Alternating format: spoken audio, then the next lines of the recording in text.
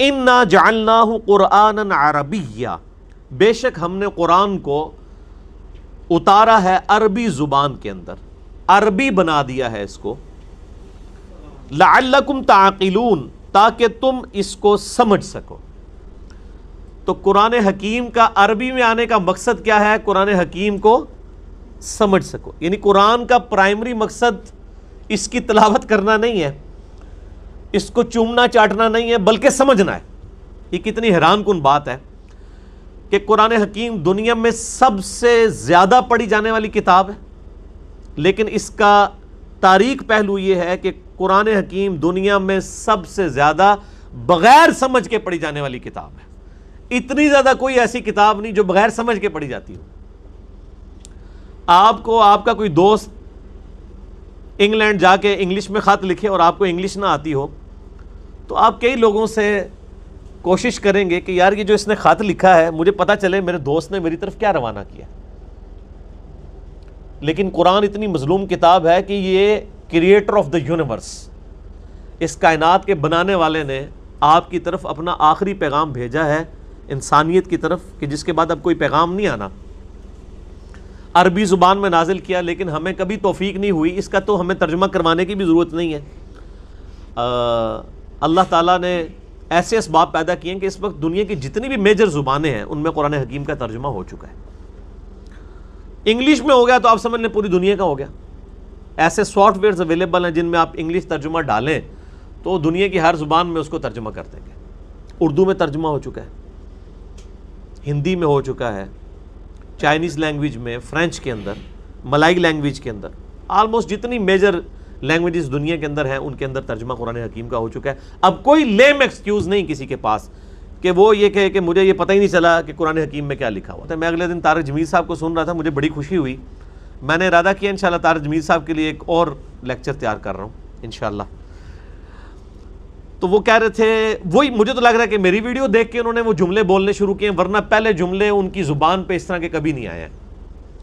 انہوں نے کہا کہ مجھے بتائیں یہ علماء نے جو اردو کے اندر قرآن حکیم کے ترجمے کیے ہیں یہ کیا اپنے لیے کیے ہیں؟ ان کو تو عربی آتی تھی، یہ آپ لوگوں کے لیے کیے ہیں، آپ قرآن ترجمے سے پڑھیں۔ یہی بات جو ہم بھی بولتے تھے۔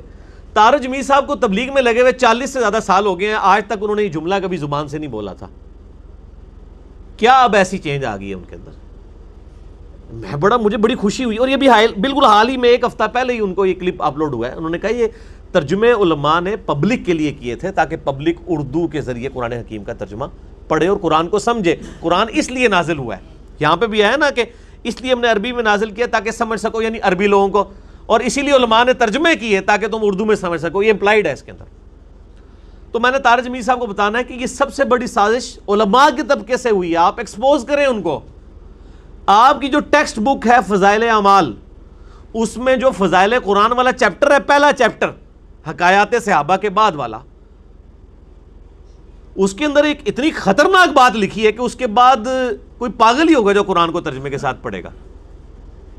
انہوں نے لکھا کہ جی قرآن کو سمجھنے کے لیے، اس کی تفسیر سمجھنے کے لیے 15 علوم چاہیے، اور وہ 15 علوم انہوں نے گنوائے ہیں، اور 14 تو چلے پھر بھی فزیکل علوم ہے، 15واں انہوں نے کہا یہ علم وہ بھی ہے جو خاص لوگوں کو عطا ہوگا۔ مطلب ہے قرآن نو ہاتھ نہ لانا، کرنٹ مارے گا جے۔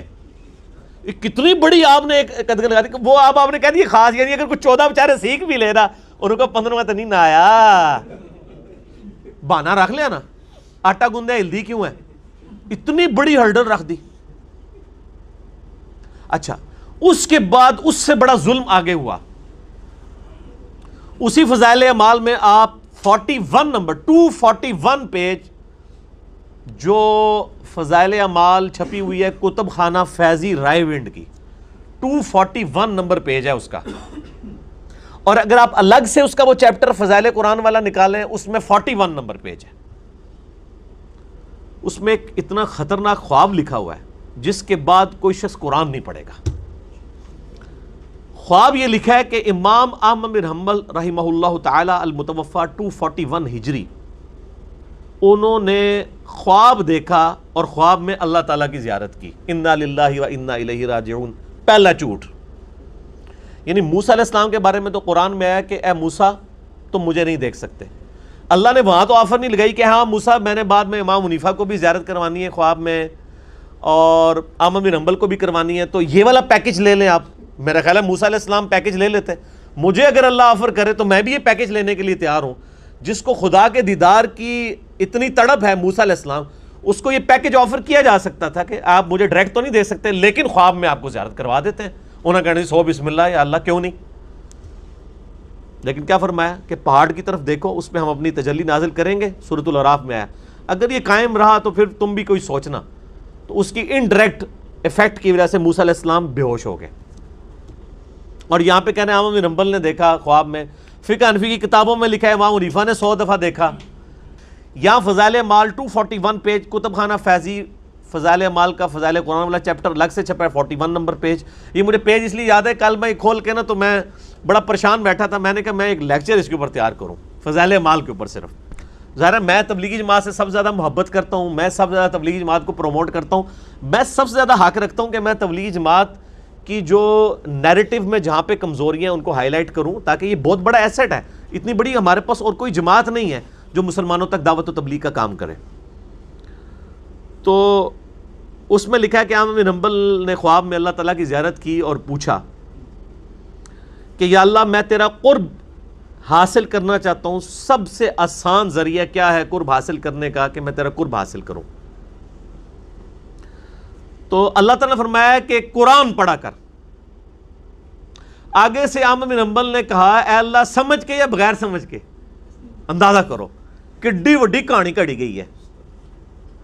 یہ احمد بن حنبل کبھی سوچ بھی نہیں سکتے, یعنی میرے جیسا بندہ نہیں یہ سوچتا کہ سمجھ کے کہ بغیر سمجھ کے. اور پھر یہ شاید سمجھے کہ احمد بن حنبل کوئی جو ہے وہ پنجابی تھے یا کوئی سندھی تھے, ان کو تو ویسے ہی عربی آتی تھی. عربی آنے والے کو سمجھ کے غیر سمجھ کے تو کہنے کی ضرورت ہی نہیں ہے. ٹھیک ہے, وہ تو سمجھ رہا ہوگا جو کچھ آپ سے بات ہو رہی ہوگی.